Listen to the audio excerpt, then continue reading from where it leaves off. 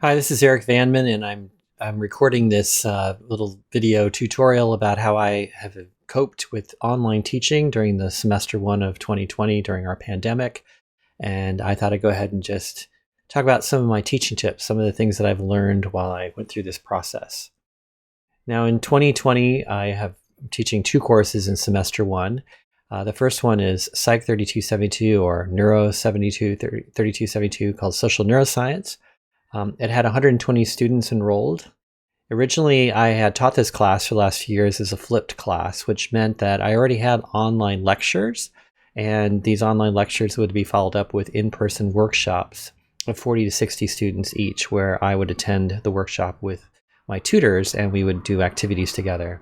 So that meant that the online lectures were already recorded, but when we had to switch to online, I had to make all these workshops then work on Zoom. The second course I'm teaching in 2020 is Psych 4981, The History of Psychology. This is a fourth year elective. It had 60 students enrolled in it. Originally, this course was taught as a 3-hour in-person class, and I would lecture during those whole 3 hours, and we would break up the lecture, though, with lots of discussion throughout the class of different things that I was covering and what the students had been reading. So what I did when I converted this to online, I had to switch the whole thing to having 90-minute pre-recorded lectures. So I've recorded them all in advance, put them online, and then the tutor and I would meet live during our normal class time for 90 minutes during what I call a lectorial that we do on Zoom. So let me just say a little bit about the fact that probably the most time-consuming thing about these courses has been to record the lectures. And what I do is I prepare my lecture like the way you might normally do using PowerPoint or on the Mac Keynote. And what I've been doing more now, because I'm not doing live lectures, is I've been writing a script or having some loose notes that appear on my screen underneath each slide. So as I present the slide, I can read it or talk aloud. And then I can minimize all my page turning and my ums and stuff and trying to find my papers the way I normally would do a live lecture. So my live lectures usually involved having a folder with a bunch of pieces of paper that I would use over and over again. And now I've basically had to commit all those to the lecture itself. I also made use of the fact, because I'm recording these lectures, I try to use freely available material that's up on YouTube that can supplement my lectures, like videos that are 5 or 10 minutes, or maybe even up to a 25-minute lecture that I found somebody else give. And I just insert that right into the middle of my lecture to give credit for it. So I do this whenever it's appropriate. I use an app called Screenflow to record and edit the lectures, and I'll show you that in a moment. I also try to use better than average audio recording equipment. So I'm actually using this equipment that you see in the picture right now, and I'll show you that in a moment. And final thing is, some people do this, but I don't. I don't actually record my face during my lecture videos. I find that it's a lot easier not having to worry about that, because sometimes I can spend several hours recording a lecture and not having to worry about the lighting and my appearance changing over those hours is much better than just going ahead and having the audio like you're seeing today. My better than average recording equipment includes the following. I have a USB condenser microphone. The specific one I have is called a Blue Yeti. It's about $200. It's the one that you see there in the picture. I have a microphone kit that I also bought. It came with a cheaper microphone that I don't use, but the kit itself included a mountable suspension extension arm, a shock mount, which is something that goes around the microphone so that when you bump into your table or you tap your table or something like that, the little vibrations don't get picked up by the microphone, so it's kind of suspended in air. And then I also have a pop filter. That's that thing that's hanging out in front of the microphone. A pop filter is meant to minimize the highs and lows, the little pop noises that you might make with your mouth. So that it doesn't make as much adverse of sorts of sounds like that when you talk into your microphone. I also have a 10-inch selfie ring that you see above my monitor there. It has an extendable tripod stand that I bought for about $75. I use this mainly when I'm meeting with students in the evenings. I was teaching a class that actually met from 6 to 8 p.m. this semester, so that meant it started getting dark. And in order to have proper lighting, I decided to go ahead and invest the $75 to get this selfie ring that I used during that class especially. The app that I use to edit my videos is kind of expensive. It's about $250. It's really a professional grade thing for lectures and people teaching online. and that costs around $250. These are all in Australian dollars, and so the total cost around $587. It's not very expensive if you think about it. I know that, for instance, the university is trying to convert these classes to an online format for 20 grand. I think I've done this for a real deal here for under 600 bucks. Let's go ahead though and give you a demonstration of how I do this in Screenflow. So let's say I want to go ahead and record this lecture, and what I would do then is just go up to my first slide. I would hit play, or on PowerPoint you can hit the similar button on there, and when I hit play, this will fill up the entire screen, and as I fill up the entire screen, I'm going to want to hit this button over here that tells me to record. This is a little pull down menu that comes from Screenflow, which lets me record, and I'm currently recording the screen, so that's why we're seeing this right now. But if I wanted to make a video, I just start by hitting record. And so then I'm recording everything that's on my screen. So for instance, if I hit play right now, you would see it fill up and it would become the slide. And then I also have a two screen setup right now. So I have another screen over here on the right to my computer where I can put my notes, and I could actually talk while I'm actually showing the slides. So as the slides are up there, I've got my little script and I can read them aloud. So that's what I would do as I went through and showed the presentation. I can record from one screen and read the notes off the other one. So this is what the Screenflow interface looks like, and you can see there's the slides that I was just showing you that I could have recorded. And what I can do then is you'll see that it automatically pasted in down below here the audio track and the video track. And this makes it really easy to edit. I don't really do any transitions or anything fancy, although there's all sorts of options for that. I just haven't had time to learn it yet. But I can scroll ahead here to different places in my lecture.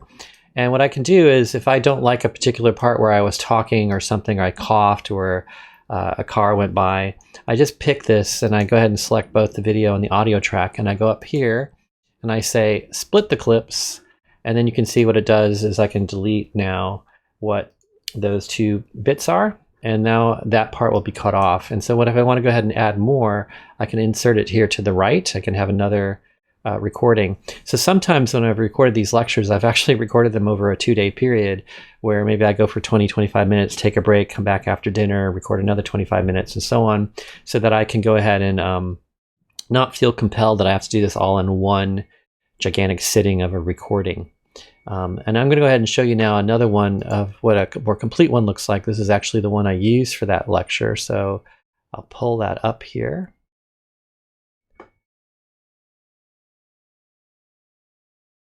And oh, sorry, this is actually for a different lecture. But in this particular lecture, it's good because I can actually show you how I use other things to do my lecture. So in this case, I'm going to go ahead and just, close this off. Yep. And here's the actual lecture. So if I hit play, you'll actually see my lecture. But here's what they did. They had men and women look at pictures of sexual... So you can see this is me editing this in Screenflow. Now in this particular lecture, I had some old recordings that I was able to insert into the lecture. So in this case, I had a video of some people talking that I got from like 15-20 years ago on a CD that came with the textbook, and I still have the digital video. And so what I do is I just pop it in down here. You can see it says mod 6 attraction.move, and I can actually show this film and just insert it in here. And you can see I can hit play, and that it actually takes part of the lecture. So what's nice, one of the things I found that I really like doing with my online lectures here is that I cut and paste things that I use from YouTube or whatever. I can download a YouTube video, or I can use some other videos that I have on my computer from other times when I've taught, and I can just insert them in here and have a way to just make it be part of the lecture without having anything else done. I'm going to go ahead and just pop open that other one that I meant to do, which is, I think, this one here. Okay, so this is actually the lecture that I think I was just trying to show you. So it takes a little while to open up. So this one was another one where I was able to find a video. What you can see here is it keeps opening up this default thing, which is just trying to show me one of my video clips that I'm using. But my lecture is this big window here in the right. And as we go across here, you can see I can go here to the time. You can go to 8 minutes, 9 minutes. I'm at 6 minutes right now. You keep moving along here. You can see different parts of my lecture. And again, one of the nice things is that in this particular lecture, I had an old film clip of Kurt Lewin doing some experiments, and so I was able to insert that in here as an example of something that Kurt Lewin had done. And so I'm just kind of showing you really this is not very sophisticated, but you can see these are all different kinds of content that all this stuff I actually put on in the keynote or the PowerPoint presentation, then recorded it. And now I can come back later and just edit it to my heart's content. If I coughed, I can go ahead and just select a bunch of a place down here and split the clip and get rid of it. I can also do things like this audio track you might see goes along here the whole way. Well, I can select the entire audio, and Screenflow lets you go up here and do things like smooth the audio so that I don't get too loud or too soft during the audio, so it's kind of actually mixed throughout the whole thing that way. You can also see I have something clicked here called remove the background noise, and that allows us to get rid of things like a plane flying overhead. It doesn't do a perfect job, but with this kind of audio setup, I really don't have that too many background sounds that make it in here, except for maybe my son playing the piano or clarinet or something like that. Sometimes come through the room. But we basically are able to edit a lot of things and control them using this Screenflow. So it's a pretty powerful thing.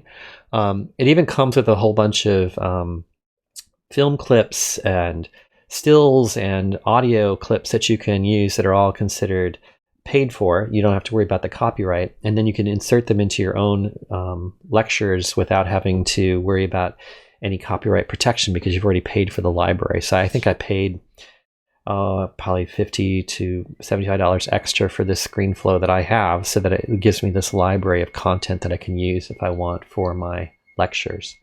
When I'm all done with this, then what I do is I go up and I finally finish it, I hit export. And you can see when you hit the export, it gives you all these options. And what I do is I just export it in a pretty high resolution MP4 format. And when I hit export, that can take sometimes 30 minutes, almost an hour to export. It then creates an export onto my computer that I have now this big gigantic video file that you could play. It plays on its own as soon as I click on it. What I do generally then is I then upload it to YouTube. And on YouTube, you'll see, I'll show this in a moment. On YouTube, I upload it up there, and YouTube actually has compression algorithms that make the video file much smaller. YouTube is really good at this. So I post it up on YouTube, and then I download the YouTube video back to Blackboard so that the students have a copy on Blackboard that's actually a much smaller file than the one that you just saw that I just exported. And the one on YouTube is also up there. So a lot of my students, I give them the link to the YouTube content for this lecture, as well as having it available as Blackboard on the university server. I do that because so many of my students actually prefer watching their lectures on YouTube. They have maybe browsers set up for that, or apps, the YouTube app or whatever it is. They prefer, generally, most of them like to watch and see things on YouTube. So I just put it on YouTube, as well as keeping it on Blackboard for anybody who would like to have it there. So I want to go ahead and give you some further details about my courses so you can understand what I've specifically done for these two courses. So in social neuroscience, there's an online lecture that like I mentioned, I've already pre-recorded, and I also have assigned readings that they get on Blackboard. Each week, I also have a 30-minute Blackboard quiz that I give at the beginning of the week that covers the lecture and the assigned readings. It's on for 24 hours. Once they start the quiz, they have to finish it within 30 minutes. I have 20 questions that I give them from a bank of 25 to 30. Most of these are multiple choice. I do have some short answer questions. The drawback to that is that whenever I put a short answer question in, I have to actually mark them myself. But it works pretty well, and I get a pretty good distribution of grades every week from this quiz. At the workshop that they attend, I give another 20 to 30 minutes of a sort of a mini lecture. It can be about something that's very specific to that activity for that workshop. It might be that I want to go ahead and show them a film clip that perhaps I don't have the copyright to actually, put it online. So I show it to them in the workshop instead. Anyway, this is when we also commence the activities. And just as a snapshot of what we do, here are just 3 different weeks. So for instance, in week 4, we did this thing I call the Mapping the Social Cognition Project, in which we had breakout rooms of 6 to 7 students, and they would use Zoom's drawing board to create mind maps. And they did this in these small groups as the tutors and I floated about back and forth between the breakout rooms. In week 8, we had a thing called the moral neuroscience debate. And what we did here is we broke our groups up into pro and con sides in a debate, and they prepared for this in a breakout room.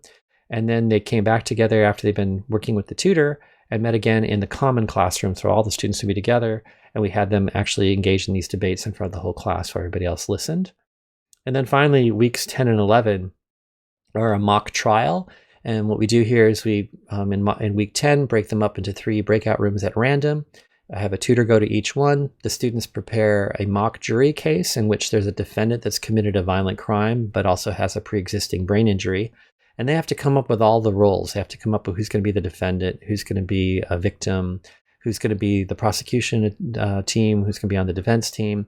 And they basically role play this all together and kind of basically prepare the whole entire role play with some minimal information, and have expert witnesses and so on. And they put on that role play, that mock trial, at the following week while the rest of the class watches. And then the rest of the class will vote or decide on whether or not the defendant is guilty or innocent based on the evidence that was presented to them.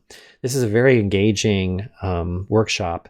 And when I do this in person, my students have always liked it. I've been doing it for well over 10 years now. And when we moved it to Zoom, it worked almost flawlessly. In fact, some ways it works better because of the fact that people can use the chat function to type in notes and things like that as they go back and forth and work. So I want to go ahead and give you some samples of this. This comes from the mind map. So this is actually something that a group of students came up together, trying to figure out what they thought the brain and psychological modules would be that are involved in competitiveness. And so this represents about 30 to 40 minutes of work of them coming together and doing research online using the tool. A student actually typed in all this information and they worked together to create that. And then they submitted that at the end of the workshop. Here's another example. This is from a workshop in which we first had the students watch a short video of somebody from YouTube that I got giving a lecture about crime and traumatic brain injury. And so they watched this to get some background before they were going to do the task. They were then presented the task, and you can see they're going to put on a workshop next time. They're going to put on a trial. And then we then had them work together in breakout rooms to create a mock jury trial, which you can see a little bit here. Now we're in the breakout room, and this is just a group of 16 students that were working with me on this particular mock jury, and they're now brainstorming with me about who's going to play which role and what the backstory should all be about. And it went on for about another hour and a half. Finally, I'll just give you some further details about how I run these two, run Psych 4981, which is the history of psychology. Each week there's an online lecture, and we have 4 books that they read throughout the course and they write some essays about during the semester. We don't post any slides from these lectures, but I do provide an outline. And we also produce 10 to 20 study questions for each lecture that we post so that students can have that while they watch the lecture. And then when we meet at this new lectorial format, what the tutor does is have some revision at the beginning for about a half an hour to 40 minutes, in which she gets the students to generate answers to a select number of those questions, maybe 6 to 8 if we have the time for them. And it usually generates some interesting discussion. The reason why they're interested in these study questions and having discussion about them is because they have been told that the final exam questions are going to come from this pool of questions. So it's sort of in their best interest to try to answer all of these study questions in order to make it easier for them to do the final exam. And then what we do is I lead a discussion of the book that we're reading at that time. It could be that we're covering, for instance, Freud's Dora or Skinner's Walden 2. And for these books, we also have study questions. So I can sometimes cover the study questions. Sometimes what I do is I talk about the essays that they've written about Freud or Skinner or whatever it is, so that we have some student discussion about the other people's points that they made in those papers. And it becomes quite active. And we really have very good interaction during these Zoom lectorials. So in summing this all up, I just want to talk about what I think works and what doesn't. And what I have listed here are all the things that work. I think you need to realize that to teach online, you have to be prepared to work a lot harder. It's not technically difficult to do these things. That is, you can fairly quickly learn how to edit your lectures and to post them on YouTube and all these things. But it is more time consuming. I spend far more, maybe twice the amount of time that I used to take to prepare for my lectures. But it also, in many ways, it's more rewarding. There are a lot of good things that come out of it, and I actually feel closer to the material, and I feel like I'm getting more interaction with the students, believe it or not. I have consult hours on Zoom, and I do this twice a week. I have 2 1-hour consults, and almost every one of them I've been getting students to attend them. In fact, I'm getting many more students to drop in there than I ever have in face-to-face consult hours. Um, Another tip I have is that you want to try to get the students to check in with you at the beginning of the class. Some people just come on and they keep their camera turned off, and you never hear a peep from them again. And I just know from word of mouth that some of these students are actually just doing that because they turn on their connection and then leave and go do something else, like they go cooking or do whatever else they want to do. So they want to give the appearance that they're at the class. So in order to just kind of get them a little bit more interactive, we actually ask them to say hello, either through the chat or through audio. I also have asked them to put their pictures of themselves on their profiles, since so many of them don't like to turn on their cameras during class. And this makes it easier to teach when you can actually see people's faces and start to learn the names and faces. But I still have students that don't turn on their cameras at all, and I don't even see their pictures, so I'm not even sure what they look like. But the final sort of cool benefit is something I never anticipated about Zoom, and that was the chat window. So what happens is a lot of students like to text chat during the class, and instead of answering questions with audio or turning on their video, they'll just actually type their question there or answer someone else's question, and you get a lot of interaction that way. It's a tool that I think actually helps a lot for those students who may feel that it's difficult to raise their hand in a class, or who would normally not want to talk in front of a large group of people, but they have no qualms about typing something funny or asking a good question in the chat. And I can see myself in the future trying to find better uses of this chat. Just to give you a quick example, we recently watched a 1955 film from the University of Queensland in which they were promoting the university. And as we watched the video, and you can hear the audio, the students and I were all chatting about it, like making funny comments and making observations about what was going on in the video. Like someone pointed out that the students were smoking, and someone asked about the ties, and then I was able to type back that ties were required at University of Queensland until the 1960s. That kind of thing that goes on in the chat window, and it made it, again, I think, more fun and more interactive than you would normally have had if it had been an in-person lecture. So I think there's a lot of positives that can come out of this, despite all the hard work. And that's all I have to say. So thank you very much.